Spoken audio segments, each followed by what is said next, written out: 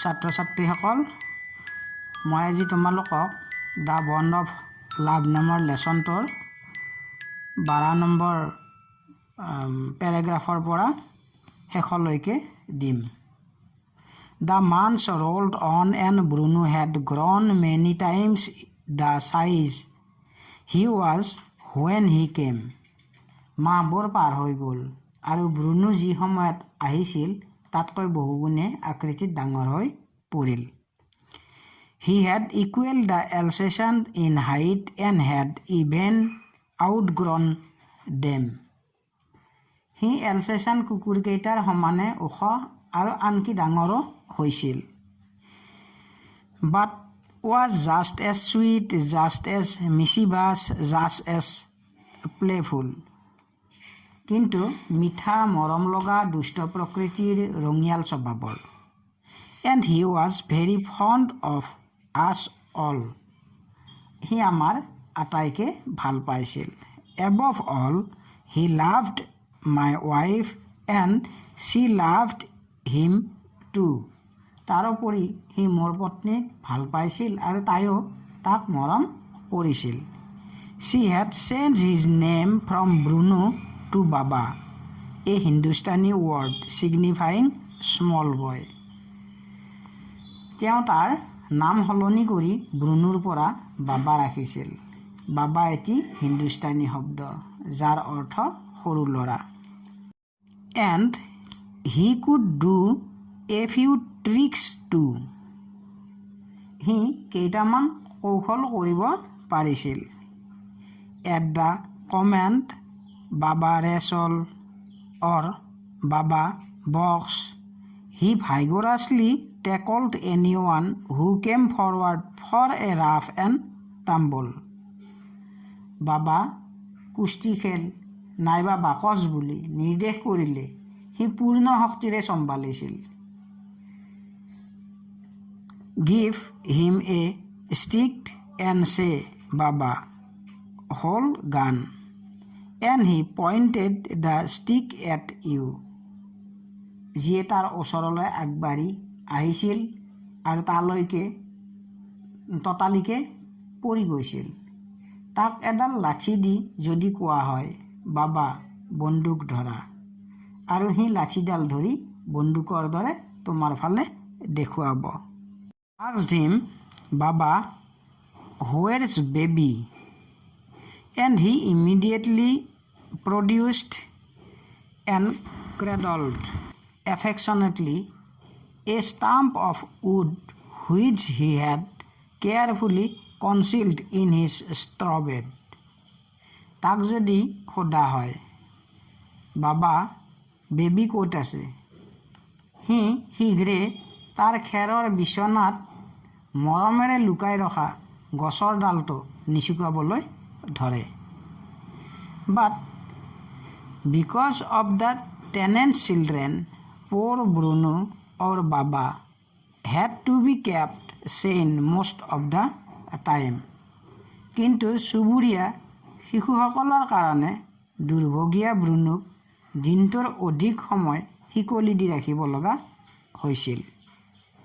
Word meaning outgrown. English meaning grow to big. অসমীয়া অৰ্থ ডাঙৰ হৈছিল। Mischievous. English meaning naughty. অসমীয়া অৰ্থ দুষ্ট। Playful. English meaning funny, oblique, sportive. অসমীয়া অৰ্থ ধেমেলীয়া। Signifying. English meaning meaning. অসমীয়া অৰ্থ অৰ্থ। English meaning strongly. অসমীয়া অৰ্থ প্ৰবলভাৱে। Vigorously. English meaning strongly. অসমীয়া অৰ্থ প্ৰবলভাৱে। Cradled. English meaning took in lap. অসমীয়া অৰ্থ কোলাত লোৱা। Paragraph number 13. Then my son and I advise my wife and friends advise her to give Baba to the Jew at Mysore. তাৰ পাছত মোৰ ল'ৰা আৰু মই মোৰ পত্নীক উপদেশ দিছিলোঁ। লগতে মোৰ বন্ধুসকলেও বাবাক মাইসোৰৰ চিৰিয়াখানাত দিবলৈ পৰামৰ্শ দিছিল। He was getting too big to keep at home. After some weeks of such advice, she at last consented. তাক ঘৰত ৰাখিবলৈ বহুত ডাঙৰ হৈছিল। এনেবোৰ উপদেশ দিয়াৰ কেইসপ্তাহমান পাছত অৱশেষত তাইৰ সন্মতি প্ৰদান কৰিছিল। Hastily and before she could change her mind, a letter was written to the curator of the zoo. খৰধৰকৈ তেওঁৰ মন সলনি হোৱাৰ আগতে চিৰিয়াখানাৰ পৰিচালকজনলৈ এখন চিঠি লিখা হ'ল। Did he want a tame bear for his collection? তেওঁ এটা পোহনীয়া ভালুক তেওঁৰ সংগ্ৰহালয়ত ৰাখিব বিচাৰেনে? He replied, yes. The zoo sent a cage from Mysore in a lorry at a distance of 87 miles, and Baba was packed off. তেওঁ উত্তৰ দিলে হয়। 87 মাইল দূৰত্বত থকা মাইসোৰৰ পৰা লৰি এখনত পিঞ্জৰা এটা পঠিয়াই দিছিল আৰু আমি বাবাক পঠিয়াই দিলোঁ। Word meaning curator, English meaning a person in charge of the zoo, Assamese অৰ্থ দায়িত্বপ্ৰাপ্ত বিষয়া। Consented, English meaning gave approval, Assamese অৰ্থ সন্মতি দিয়া। হেষ্টিলি, ইংলিছ মিনিং হাৰিডলি, অসমীয়া অৰ্থ খৰধৰকৈ। Packed off, English meaning sent off, Assamese অৰ্থ পঠিয়াই দিয়া। Straw bed, English meaning bed of hay, খেৰৰ বিচনা। Paragraph number 14.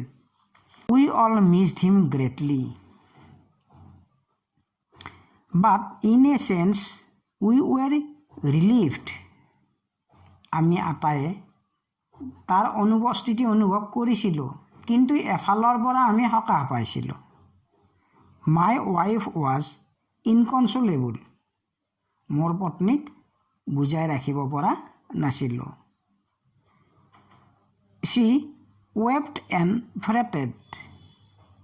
তেওঁ কান্দি কাটি খোৱা লোৱা এৰিছিল। For the first few days, she would not eat a thing. প্ৰথম কেইদিনমান তেওঁ এটা বস্তুও খোৱা নাছিল। Then she wrote a number of letters to the curator. তাৰ পাছত তেওঁ চিৰিয়াখানাৰ দায়িত্বত থকা বিষয়াজনলৈ কেইখনমান চিঠি লিখিছিল। How was Baba? Back came the replies, well, but fretting. He refuses food too. বাবা কেনে আছে? তাৰ উত্তৰ আহিছিল, ভাল, কিন্তু সি ক্ষীণাইছে, সি খোৱা লোৱা নকৰে। Word meaning inconsolable, English meaning that can not be consoled, Assamese অৰ্থ বুজাব নোৱাৰা। Fretted, English meaning worried, Assamese অৰ্থ অশান্তি পোৱা। Paragraph number 15. After that, friends visiting Mysore were begged to make a point of going to the zoo and seeing how Baba was getting along. তাৰ পাছত যিসকল বন্ধুৱে মাইসোৰলৈ গৈছিল তেওঁলোকে আমাক চিৰিয়াখানালৈ গৈ বাবা অকলশৰীয়া হৈ পৰাটো চাই আহিবলৈ আমাক অনুৰোধ কৰিছিল। They reported that he was well but looked very thin and sad. তেওঁলোকে জনাইছিল যে সি বৰ ক্ষীণ হৈ পৰিছিল। All the keepers at the zoo said he was fretting. চিৰিয়াখানাৰ সকলোবোৰ ৰখীয়াই সি দুখ ভাৱেৰে থকা কথাটো জনাইছিল। For 3 months, I managed to restrain my wife from visiting Mysore.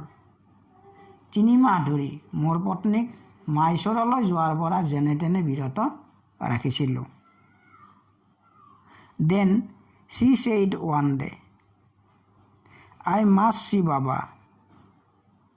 Either you take me by car or I will go myself by bus or train. So I took her by car. তাৰ পাছত তেওঁ এদিন ক'লে, মই বাবাক চাব বিচাৰোঁ। যদি তুমি কাৰত লৈ নোযোৱা তেনেহ'লে মই নিজে বাছত নাইবা ৰেলেৰে যাম। সেয়ে মই তেওঁক কাৰেৰে লৈ গৈছিলোঁ। Paragraph 16.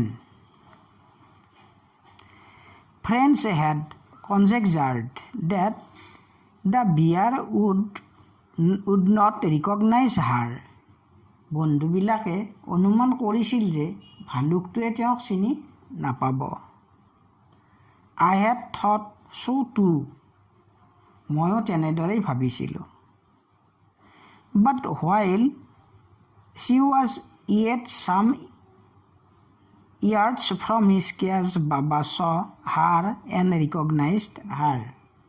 কিন্তু যেতিয়া তেওঁ বাবাৰ পিঞ্জৰাৰ পৰা কেইবা গজ আঁতৰৰ পৰাই তেওঁক দেখি চিনি পাইছিল। He howled with happiness. সি আনন্দতে চিঞৰিবলৈ ধৰিছিল।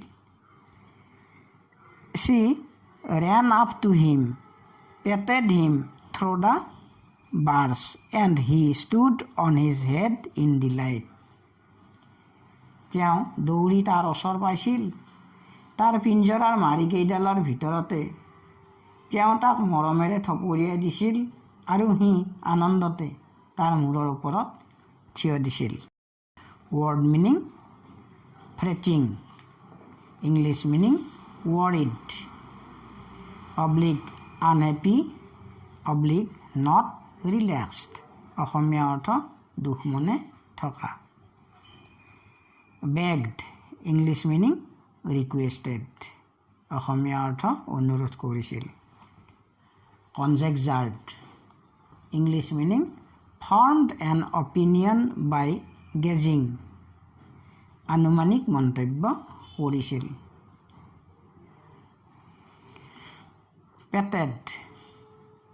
English meaning treat with affection. অসমীয়া অৰ্থ মৰমেৰে মূৰত থপৰিয়াই দিয়া। Question number 2. He stood on his head in delight. Question 1. Who does he refer to? হিটোৱে কাক উল্লেখ কৰিছে? Answer. He refers to the baby bear. ইয়াতে হিটোৱে বেবি বিয়াৰটোক উল্লেখ কৰিছে। Question 2. Why was he delighted? সি কিয় আনন্দিত হৈছিল? Answer. He was delighted to see the author's wife after a long gap. সি বহুদিনৰ মূৰত লেখকৰ পত্নীক দেখি আনন্দিত হৈছিল। Paragraph 17. For the next 3 hours, she would not leave that cage. পৰৱৰ্তী 3 ঘণ্টা সময় ধৰি তেওঁ তাৰ পিঞ্জৰাটোৰ পৰা আঁতৰা নাছিল। She gave him tea, lemonade, cakes, ice cream, and what not. তেওঁ তাক চাহ, লেমনেড, কেক, আইচক্ৰীম আৰু যে কত কি দিছিল। Then closing time came and we had to leave. তাৰ পাছতে চিৰিয়াখানা বন্ধ কৰাৰ সময় হৈছিল আৰু আমি আহিবলগীয়া হৈছিল। My wife cried bitterly. Baba cried bitterly. Even the hardened curator and the keepers felt depressed. মোৰ পত্নীয়ে দুখ লগাকৈ কান্দিছিল। বাবায়ো দুখ লগাকৈ কান্দিছিল। আনকি কঠোৰ মনৰ কাৰ্যবাহী বিষয়াজনে ৰখীয়াসকলেও দুখ অনুভৱ কৰিছিল। As for me, I had concealed myself to what I knew was going to happen next. ইয়াৰ পিছত কি ঘটনা ঘটিব পাৰে মই নিজেই বুজিব পাৰিছিলোঁ। Paragraph 18. Oh, please, sir. She asked the curator, may I have my Baba back? অনুগ্ৰহ কৰি মহাশয়, তেওঁ বিষয়াজনক সুধিলে, মই মোৰ বাবাক উভতাই নিব পাৰিমনে? Hesitantly, he answered, Madam, he belongs to the zoo and is government property now. সংকোচ ভাবেৰে তেখেতে উত্তৰ দিলে, মহাশয়া, সি এতিয়া চিৰিয়াখানাৰ সম্পত্তি। I cannot give away government property. আৰু চৰকাৰী সম্পদ, মই চৰকাৰৰ সম্পদ এৰি দিব নোৱাৰোঁ। But if my boss, the superintendent of Bangalore, agrees, certainly you may have him back. কিন্তু যদি মোৰ ওপৰৱালা বিষয়া, যিগৰাকী বাংগালোৰৰ অধ্যক্ষ, তেওঁ সন্মত হ'লে আপুনি তাক উভতাই নিব পাৰিব। Word meaning. Reconciled. English meaning come to understanding. বুজাবুজি। Bitterly. English meaning pitifully. দুখ লগাকৈ। Hardened. English meaning with a heart. কঠোৰ মনৰ। Hesitating. English meaning with hesitation, সংকোচ বোধেৰে। Question number 3. We all missed him greatly, but in a sense we were relieved. Question 1. Who does we all stand for? এই বাক্যটোত we all কাৰ হৈ ব্যৱহাৰ কৰা হৈছে? Answer. We all stand for the family members and friends of the author. Question 2. Who did they miss? Answer. They missed the baby bear. Question 3. Why did they nevertheless feel relieved? Answer. They all missed him greatly, but in a sense they felt relief because the bear had grown big and it wasn't easy to keep him at their residence. Paragraph 19. There followed the return journey to Bangalore and a visit to the superintendent's bungalow. তাৰ পৰা বাংগালোৰলৈ উভতি গৈ বিষয়াজনৰ বাংলাত লগ ধৰিছিলোঁ। A tearful pleading. Baba and I are both fretting for each other কৰোণভাৱে অনুৰোধ কৰি ক'লে বাবা আৰু মই উভয়ে অসুখী will you please giving him back to me অনুগ্ৰহ কৰি আপুনি তাক উভতাই নিব দিবনে he has a kind hearted man and consented তেখেত আছিল এজন দয়াশীল ব্যক্তি আৰু তেখেতে সন্মতি প্ৰদান কৰিছিল not only that but he wrote to the curator telling him to lend as a cash for transporting the bear to Bangalore অকল সেয়াই নহয় তেখেতে পৰিচালকজনলৈ চিঠি লিখি ভালুকটো এটা পিঞ্জৰাত বাংগালোৰলৈ পঠিয়াই দিবলৈ কৈছিল Paragraph 20 Back we went to Mysore again armed with the superintendent's letter পুনৰ আমি মাইসোৰলৈ উভতি আহিছিলোঁ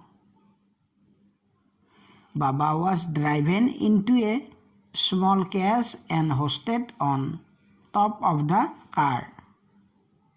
The cage was tied securely and a slow and careful return journey to Bangalore was accomplished. হাতত আনিছিলোঁ অধ্যক্ষজনৰ চিঠিখন বাবাক এটা সুৰক্ষিত পিঞ্জৰাত ভৰাই গাড়ীৰ ওপৰত তুলি সতৰ্ক আৰু ধীৰ গতিত বাংগালোৰৰ পৰা উভতনি যাত্ৰা এটি সমাপ্ত হৈছিল word meaning superintendent English meaning a high ranking officer অসমীয়া অৰ্থ ওপৰৱালা বিষয়া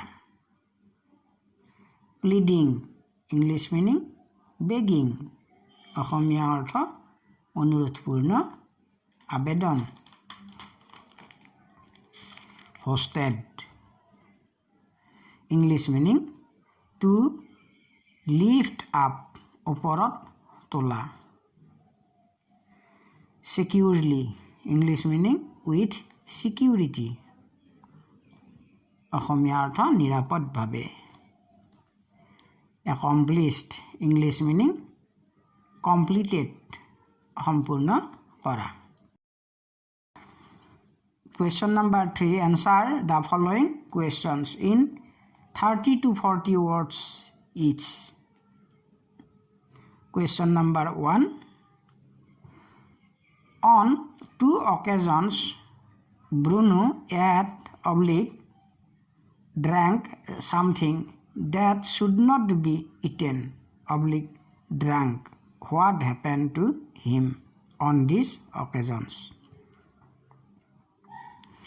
Answer One day author put down poison to kill the rats in his library Accidentally Bruno entered and ate a little of the poison Thereafter on another day he drank engine oil but it did not do any harm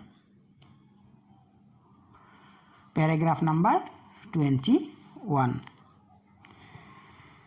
Once home a squad of coolies were engaged for special work in our compound এদিন এটা বিশেষ কামৰ বাবে এদল কুলি নিযুক্ত কৰা হৈছিল An island was made for Baba বাবাৰ কাৰণে এটা দ্বীপ সজা হৈছিল It was 20 feet long and 15 feet wide and was surrounded by a dry pit or moat 6 feet wide and 7 feet deep. দ্বীপটো 20 ফুট দীঘল আৰু 15 ফুট বহল।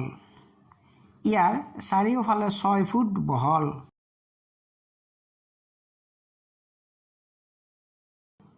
আৰু 7 ফুট দ গাঁত খান্দি দিয়া হৈছিল। A wooden box that once housed fowls was brought and put on the island for Baba to sleep in at night. এসময়ত ঘৰত হাঁহ কুকুৰা আদি পালনৰ বাবে ৰখা কাঠৰ বাকচ এটা তাত ৰখা হ'ল যাতে বাবাই ৰাতি তাত শুব পাৰে। Straw was placed inside to keep him warm and his baby. The nerd stamped along with his gun the piece of bamboo, both of which had been sentimentally preserved since he had been sent away to the zoo, were put back for him to play with. ভিতৰত খেৰ ৰখা হৈছিল যাতে তাৰ পোৱালি ফাঁচ কৰা গছৰ ডালটোৰ লগতে তাৰ বন্দুকটো বাঁহৰ টুকুৰা এটা এই দুয়োটা বস্তু তাক চিৰিয়াখানাৰ পৰা পঠিয়াই দিয়াৰ পৰা আৱেগিকভাৱে সংৰক্ষণ কৰি ৰখা হৈছিল। এই বস্তুকেইপদ তাক খেলিবলৈ দিয়া হ'ল। Word meaning gnarled English meaning rugged oblique twisted Assamese অৰ্থ ফাঁচ খোৱা। Squad English meaning group Assamese অৰ্থ দল। Sentimentally English meaning emotionally Assamese অৰ্থ আৱেগিকভাৱে। Preserved English meaning kept Assamese অৰ্থ ৰখা হৈছিল।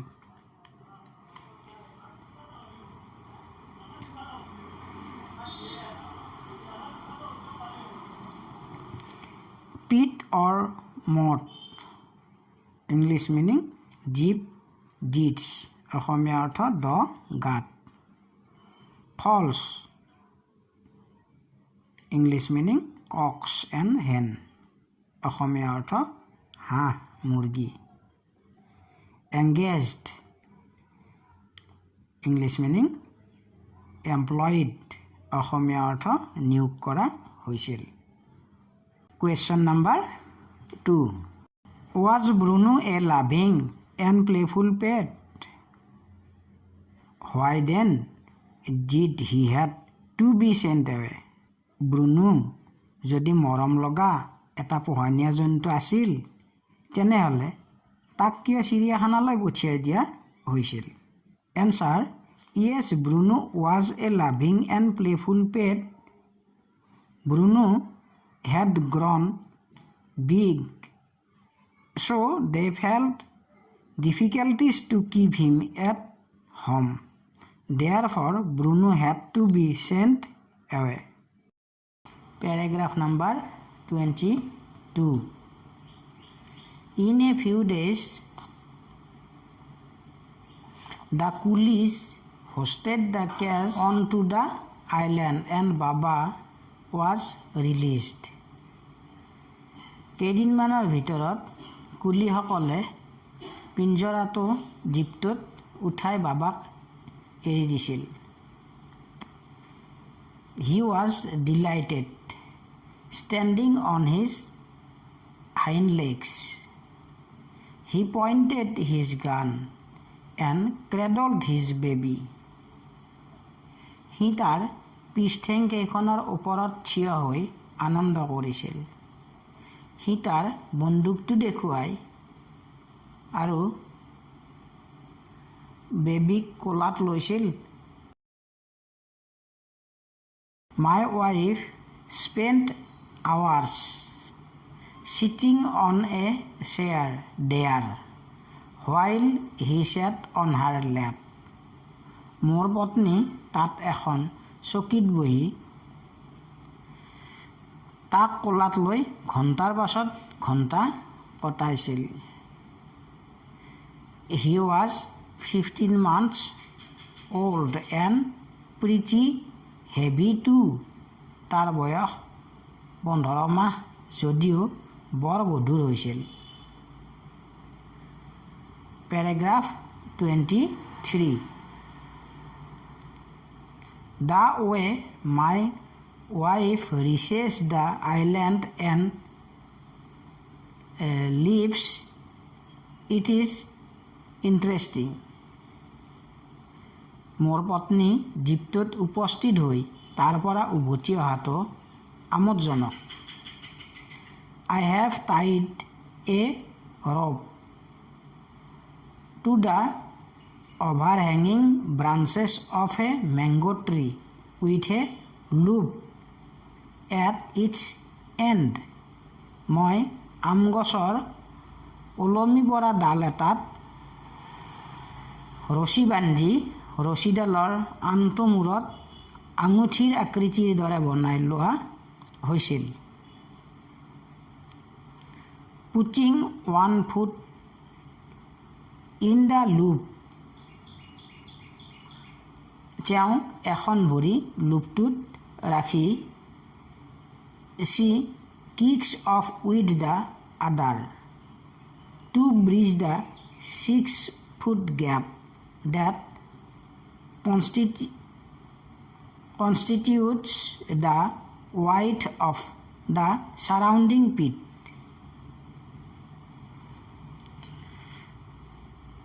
আনখন ভৰিৰে লাঠি এটা মাৰি আনটো ফাললৈ গতি কৰিছিল যাতে 6 ফুট খালী দ নলাটো পাৰ হ'ব পাৰি। The return journey is made the same way. উভতনি যাত্ৰাটো একেধৰণে কৰা হৈছিল। But who can say now that a sloth bear has no sense of affection, no memory and no individual characteristics? কিন্তু কোনে এতিয়া ক'ব পাৰে যে এটা ভালুকৰ মৰম স্নেহ জ্ঞান স্মৃতিশক্তি আৰু ব্যক্তিগত বৈশিষ্ট্য নাই বুলি? Word meaning. Hind legs. English meaning back legs, pisting. Pretty. English meaning considerable amount. অসমীয়া অৰ্থ যথেষ্ট পৰিমাণে। Loop. English meaning ring shaped. অসমীয়া অৰ্থ আঙুঠিৰ আকৃতিৰ। Bridge. English meaning cross over. ওপৰেদি পাৰ হোৱা। Question number 3. How was the problem of what to do with Bruno finally solved? প্ৰব্লেমটো সমস্যাটো অৱশেষত কেনেদৰে সমাধান কৰা হৈছিল? Answer. Author's wife and Bruno both fretting for each other and requested to return Bruno. The superintendent also given permission. They had made a special arrangement for him, making an artificial island. Bruno was placed there.